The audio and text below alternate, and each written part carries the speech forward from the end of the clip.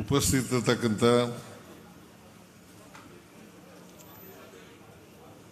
Muslim ಸಮುದಾಯದ ಎಲ್ಲ ಧರ್ಮಗುರುಗಳೇ,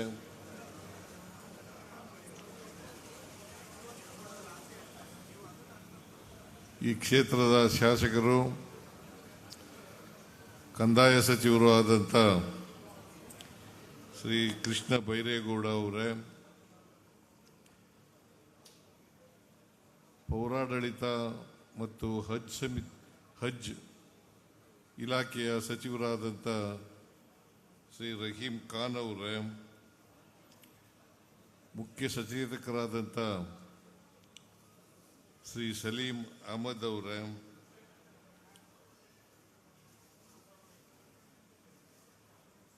ವಿಧಾನ ಪರಿಷತ್ತಿನ ಸದಸ್ಯರಾದಂಥ ನಜೀರ್ ಅಹಮದ್ ಅವರೇ,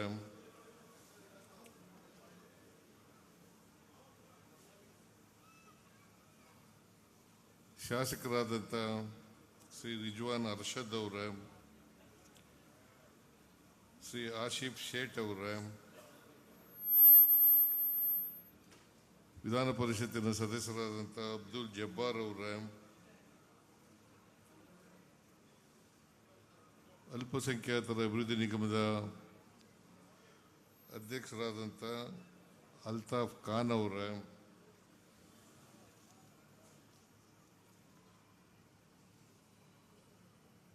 ಹಜ್ ಸಮಿತಿಯ ಅಧ್ಯಕ್ಷರಾದಂಥ ಶ್ರೀ ಜುಲ್ಫಿಕರ್ ಆಲಿ ಖಾನ್ ಅವರೇ, ನಾವು ಟಿಪ್ಪು ಅಂತ ಕರೆಯೋದು ಅವ್ರಿಗೆ ಯಾವಾಗಲೂ,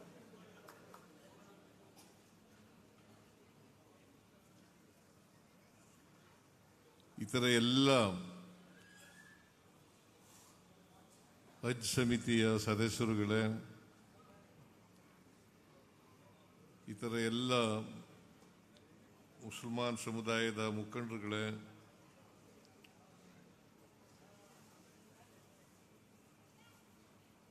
ಹಜ್ ಯಾತ್ರೆಗೆ ಹೊರಟಿರ್ತಕ್ಕಂಥ ಎಲ್ಲ ಮುಸಲ್ಮಾನ್ ಬಾಂಧವರೇ, ತಾಯಂದಿರೇ, ಮಾಧ್ಯಮದ ಗೆಳೆಯರೇ, ಇತರ ಎಲ್ಲ ಸ್ನೇಹಿತರೆ,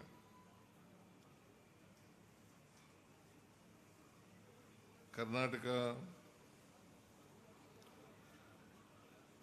ಹಜ್ ಸಮಿತಿಯವರು ಈ ಕಾರ್ಯಕ್ರಮವನ್ನು ಏರ್ಪಾಡು ಮಾಡಿದ್ದಾರೆ. ನನಗೆ ಬರಲೇಬೇಕು ಅಂತೇಳಿ ಜಮೀರ್ ಅಹಮದ್ ಖಾನ್ ಅವರು ಮತ್ತು ರಹೀಂ ಖಾನ್ ಅವರು ಇಬ್ಬರು ಕೂಡ ನೀವು ಯಾವಾಗಲೂ ತಪ್ಪಿಸ್ಕೊಂಡಿಲ್ಲ, ಈ ಕಾರ್ಯಕ್ರಮಕ್ಕೂ ಕೂಡ ತಪ್ಪಿಸ್ಕೋಬಾರದು ಅಂತ ಹೇಳಿದ್ರು. ನಾನು ಬಂದೇ ಬರ್ತೀನಿ ಅಂತ ಹೇಳಿದೆ. ಆದರೂ ಕೂಡ ಅವರು ಜಮೀರೇ ಇಲ್ಲ, ಇವತ್ತು ಕೇರಳಕ್ಕೆ ಹೋಗಿರಬೇಕು.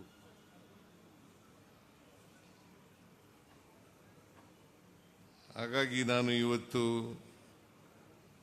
ಈ ಕಾರ್ಯಕ್ರಮದಲ್ಲಿ ಅತ್ಯಂತ ಸಂತೋಷದಿಂದ ಭಾಗಿಯಾಗಿದ್ದೇನೆ. ಮತ್ತು ಹಜ್ ಯಾತ್ರಿಕರ ವಿಮಾನಯಾನದ ಉದ್ಘಾಟನೆಯನ್ನು ಅತ್ಯಂತ ಸಂತೋಷದಿಂದ ನೆರವೇರಿಸಿದ್ದೇನೆ ಅಂತಕ್ಕಂಥ ಮಾತುಗಳನ್ನು ಈ ಸಂದರ್ಭದಲ್ಲಿ ಹೇಳಲಿಕ್ಕೆ ಬಯಸ್ತಾ ಇದ್ದೇನೆ.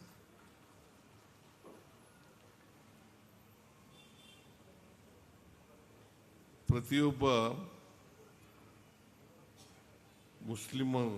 ಮುಸ್ಲಿಮನು ಕೂಡ ತನ್ನ ಜೀವನದಲ್ಲಿ ಒಮ್ಮೆ ಆದರೂ ಕೂಡ ಹಜ್ ಯಾತ್ರೆಗೆ ಹೋಗಲೇಬೇಕು. ಇದು 5 ಆಧಾರ ಸ್ತಂಭಗಳಲ್ಲಿ ಹಜ್ ಯಾತ್ರೆನೂ ಕೂಡ ಆಚರಣೆ ಮಾಡ್ತಕ್ಕಂಥದ್ದು ಕೂಡ ಒಂದು ಅಂತಕ್ಕಂಥ ಮಾತುಗಳನ್ನು ಹೇಳಲಿಕ್ಕೆ ಬಯಸ್ತಾ ಇದ್ದೇನೆ. ಪ್ರತಿಯೊಬ್ಬ ಆರ್ಥಿಕವಾಗಿ ಸಬಲನಾಗಿರ್ತಕ್ಕಂಥವನು, ಆರೋಗ್ಯವಂತನಾಗಿರ್ತಕ್ಕಂಥವನು ಒಮ್ಮೆ ಆದರೂ ಕೂಡ ಹಜ್ ಯಾತ್ರೆಯನ್ನು ಮಾಡಬೇಕು. ಹಜ್ ಯಾತ್ರೆಯನ್ನು ಮಾಡಿದ್ರೆ ಅವರ ಪಾಪಗಳೆಲ್ಲ ಕೂಡ ಕ್ಷಮಿಸಲ್ಪಡುತ್ತವೆ ಅಂತಕ್ಕಂಥ ಮಾತುಗಳನ್ನು, ಈ ಥರದ ನಂಬಿಕೆ ಕುರಾನ್ನಲ್ಲಿ ಇದೆ ಅಂತಕ್ಕಂಥ ಮಾತುಗಳನ್ನು ಹೇಳಲಿಕ್ಕೆ ಬಯಸ್ತಾ ಇದ್ದೇನೆ. ಒಂದು ಮಾತನ್ನು, ಕುರಾನ್ನಲ್ಲಿರ್ತಕ್ಕಂಥ ಮಾತುಗಳನ್ನು, ಈಗ ಅಪರಾಧ ಮಾಡದೇ ಇರ್ತಕ್ಕಂಥವನು ಒಬ್ಬನು ಕೊಂದಾಕಿದ್ರೆ ಅದು ಇಡೀ ಮನುಕುಲವನ್ನೇ ಕೊಂದಾಕ್ದಾಗಿ, ಒಬ್ಬನ ಉಳಿಸಿದ್ರೆ ಇಡೀ ಮನುಕುಲವನ್ನೇ ಉಳಿಸಿದಾಗ ಆಗ್ತದೆ.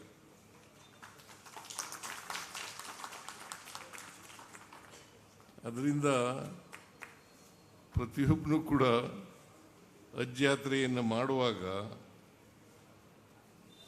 ನಿಷ್ಕಲ್ಮಸದಿಂದ, ಶ್ರದ್ಧೆಯಿಂದ ಹಜ್ ಯಾತ್ರೆಯನ್ನು ಮಾಡಬೇಕು. ನಾನು ಕೇಳಿದೆ, ಈಗ ಒಬ್ಬರಿಗೆ ನಾನು ಪಾಸ್ಪೋರ್ಟನ್ನು ವಿತರಣೆ ಮಾಡುವಾಗ ಒಬ್ಬನು ಕೇಳಿದೆ, ಎಷ್ಟು ದಿನ ಇರ್ತೀರಿ ನೀವು ಅಂತ. 46 ದಿನ ಇರ್ತೀನಿ ಅಂತ ಹೇಳಿದ್ರು. ಆ 46 ದಿನ ಇರುವಾಗ ಪ್ರಾರ್ಥನೆ ಮಾಡ್ತಲೇ ಇರಬೇಕು. ಪ್ರಾರ್ಥನೆ ಮಾಡುವಾಗ ನಮ್ಮ ಸರ್ಕಾರಕ್ಕೂ ಕೂಡ ಒಳ್ಳೆಯದಾಗಲಿ ಅಂತೇಳಿ ಪ್ರಾರ್ಥನೆಯನ್ನು ಮಾಡಬೇಕು ಅಂತಕ್ಕಂಥ ಮಾತುಗಳನ್ನು ನಾನು ಇವತ್ತು ಮನವಿಯನ್ನು ಮಾಡಲಿಕ್ಕೆ ಬಯಸ್ತಾ ಇದ್ದೇನೆ. ಯಾಕೆಂತಂದರೆ ಯಾವ ಧರ್ಮನೂ ಕೂಡ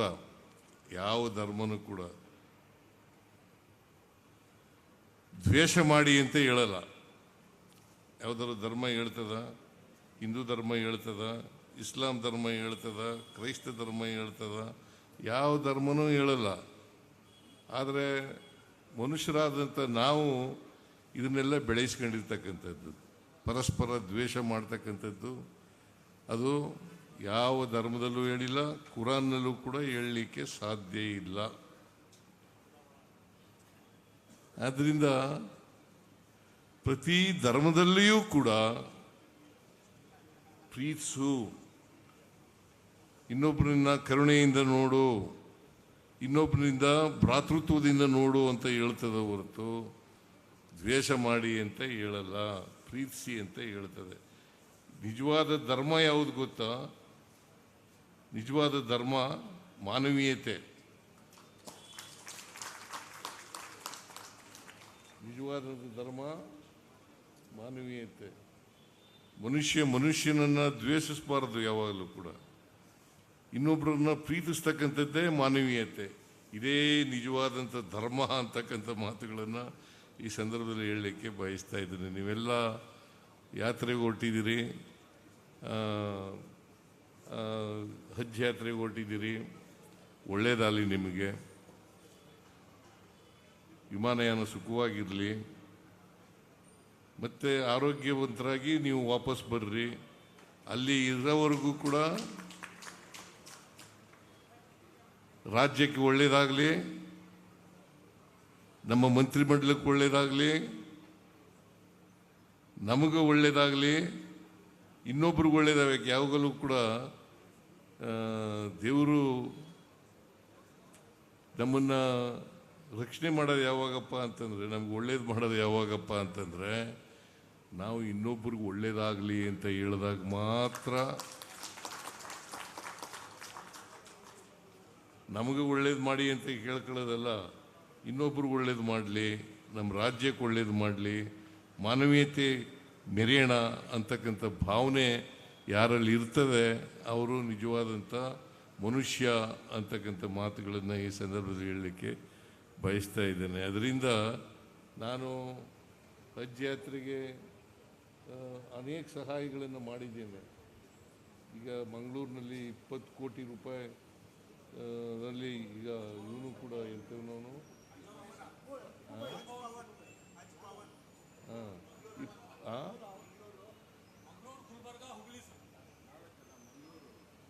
20 ಕೋಟಿ ರೂಪಾಯಿ ಕೊಟ್ಟಿದ್ದೀನಿ. ನಾನು ಮಂಗಳೂರಿಗೂ ಕೊಟ್ಟಿದ್ದೀನಿ, ಹುಬ್ಳಿ ಘೋಷಣೆ ಮಾಡಿದ್ದೀನಿ. 26-27 ಬಜೆಟ್ನಲ್ಲಿ ಘೋಷಣೆ ಮಾಡಿದ್ದೀನಿ. ಹಜ್ ಭವನ ಮಾಡೋಕ್ಕೂ ಕೂಡ ಇಲ್ಲಿಗೂ ಕೂಡ ಮಾಡಿದ್ದೀನಿ. ಇನ್ನೂ ಏನಾದ್ರು ಬೇಕಾದ್ರೂ ಮಾಡಿಕೊಡ್ತೀನಿ. ಭಾಳ ಒಳ್ಳೆಯ ಕೆಲಸ ಮಾಡ್ತಾ ಇದ್ದೀರಿ. ಈ ಹಜ್ ಭವನದಲ್ಲಿ ಈ ತರಬೇತಿ ಕೊಡ್ತಕ್ಕಂಥದ್ದು ಅದು IAS, IPS, IFS, KAS ಅದು ಜನರಿಗೆ ಮಾಡ್ತಕ್ಕಂಥದ್ದು ಒಳ್ಳೆಯದು. ನಮ್ಮ ಸರ್ಕಾರನೂ ಕೂಡ ನಿಮಗೆ ಶಿಕ್ಷಣದಲ್ಲಿ ಹೆಚ್ಚು ಅವಕಾಶವನ್ನು ಕೊಡಬೇಕು ಅಂತಕ್ಕಂಥದ್ದು ನಮ್ಮ ಇಚ್ಛೆ. ಯಾಕಂದರೆ ನೀವು ಶಿಕ್ಷಣದಲ್ಲಿ ಹಿಂದೆ ಬಿದ್ದಿದ್ದೀರಿ, ಅದಕ್ಕೋಸ್ಕರ ನಿಮ್ಗೆಲ್ಲರಿಗೂ ಶಿಕ್ಷಣ ಸಿಕ್ಕಬೇಕು. ಅದಕ್ಕೆ ನಾವು ಶಿಕ್ಷಣಕ್ಕೆ ಹೆಚ್ಚು ಒತ್ತು ಕೊಡ್ತಕ್ಕಂಥ ಕೆಲಸವನ್ನು ಮಾಡ್ತಾ ಇದ್ದೀವಿ. ನಿಮಗಷ್ಟೇ ಅಲ್ಲ, ಎಲ್ಲರಿಗೂ ಕೊಡ್ತಾ ಇದ್ದೀವಿ. ಎಲ್ಲ ಜನರಿಗೂ ಕೂಡ ಶಿಕ್ಷಣವನ್ನು ಕೊಡಬೇಕು ಅಂತಕ್ಕಂಥದ್ದು ನಮ್ಮ ಉದ್ದೇಶ. ಅದನ್ನು ಮಾಡ್ತೇವೆ. ಅದಕ್ಕೆ ಸಂವಿಧಾನದಲ್ಲಿ ನನ್ನ ಧರ್ಮವನ್ನು ಪ್ರೀತಿಸು, ಆದರೆ ಇನ್ನೊಂದು ಧರ್ಮದ ಬಗ್ಗೆ ಸಹಿಷ್ಣುತೆ ಇರಬೇಕು ಅಂತ ಹೇಳ್ತದೆ. ಅದು ಸಂವಿಧಾನದಲ್ಲಿ ಹೇಳ್ತಕ್ಕಂಥದ್ದು. ನನ್ನ ಧರ್ಮನ ಪ್ರೀತಿಸು. ನಾನು ಹಿಂದೂ ಧರ್ಮದಲ್ಲಿ ಹುಟ್ಟಿದ್ದೇನೆ, ಆದರೆ ಇಸ್ಲಾಂ ಧರ್ಮವನ್ನು ದ್ವೇಷಿಸಬಾರದು. ಸಹಿಷ್ಣುತೆ ಇರಬೇಕು. ಆ ಸಹಿಷ್ಣುತೆ ಎಲ್ಲರೂ ಬೆಳೆಸ್ಕೊಂಡ್ರೆ ಭಾಳ ಒಳ್ಳೆಯದು ಅಂತಕ್ಕಂಥ ಮಾತುಗಳನ್ನು. ಯಾಕಂತಂದರೆ ಭಾರತ ದೇಶ ಇದೆಯಲ್ಲ, ಅನೇಕ ಜಾತಿಗಳು, ಅನೇಕ ಧರ್ಮಗಳು ಇರ್ತಕ್ಕಂಥ ದೇಶ. ಈ ದೇಶದಲ್ಲಿ ನಾವು ಬಾಳುವಾಗ ಪರಸ್ಪರ ಸೌಹಾರ್ದತೆಯಿಂದ ಬೆಳೆಸಬೇಕು. ಅದಕ್ಕೋಸ್ಕರನೇ ನಮ್ಮ ಸಂವಿಧಾನದಲ್ಲಿ ಮೂಲ ತತ್ವಗಳೇನಪ್ಪ ಅಂತಂದರೆ ಸ್ವಾತಂತ್ರ್ಯ, ಸಮಾನತೆ, ಭ್ರಾತೃತ್ವ. ಸ್ವಾತಂತ್ರ್ಯ, ಸಮಾನತೆ, ಭ್ರಾತೃತ್ವ. ಇದನ್ನು ನಾವೆಲ್ಲರೂ ಕೂಡ ಬೆಳೆಸ್ಕೊಂಡಾಗ ಮಾತ್ರ ಒಳ್ಳೆಯದಾಗ್ತದೆ ಅಂತಕ್ಕಂಥ ಮಾತುಗಳನ್ನು. ನೀವೆಲ್ಲರೂ ಒಳ್ಳೆಯದಾಗಲಿ, ನಿಮ್ಮ ಪ್ರಯಾಣ ಸುಖಕರವಾಗಿರಲಿ, ಪ್ರಾರ್ಥನೆ ಮಾಡಿ. ನಿಮಗೂ ಒಳ್ಳೆಯದಾಗಲಿ, ನನಗೂ ಒಳ್ಳೆಯದಾಗಲಿ, ರಾಜ್ಯಕ್ಕೆ ಒಳ್ಳೆಯದಾಗಲಿ, ಸರ್ಕಾರಕ್ಕೆ ಒಳ್ಳೆಯದಾಗಲಿ ಅಂತಕ್ಕಂಥ ಪ್ರಾರ್ಥನೆಯನ್ನು ನೀವು ಮಾಡಿ. ಜೊತೆಗೆ ಮಳೆ ಬೆಳೆ, ರಾಜ್ಯದ ಮಳೆ ಬೆಳೆ ಚೆನ್ನಾಗಾಗಲಿ ಅಂತಲೂ ಕೂಡ ಪ್ರಾರ್ಥನೆ ಮಾಡಿ ಅಂತ ಹೇಳಿ ನಿಮ್ಮಲ್ಲಿ ಮನವಿ ಮಾಡಿ ನನ್ನ ಮಾತುಗಳನ್ನು ಮುಗಿಸ್ತೇನೆ. ಜೈ ಹಿಂದ್, ಜೈ ಕರ್ನಾಟಕ, ಜೈ ಸಂವಿಧಾನ್.